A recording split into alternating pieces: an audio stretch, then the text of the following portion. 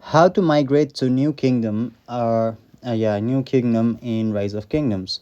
So here there was a feature called beginner tutorial for a beginner teleport previously in this game that would lead to jumping server or migrating to a new kingdom. So how it works, so you should have kept the city hall below level 8 and and hold your beginner teleport item, zoom out on the world map and tap on the globe icon. So once you do that, find a new server that is often labeled as new and choose a province to land in and tap teleport to jump. So that feature is basically available to new players previously in this game.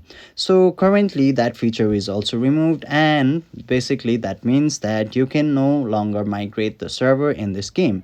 So if that is not available, the beginner tutorial is not available, there used to be a normal server migration that is called passport pages. So once your city is more developed or high level, you can no longer jump using the beginner tutorial, you must migrate using the passport pages that is also previously.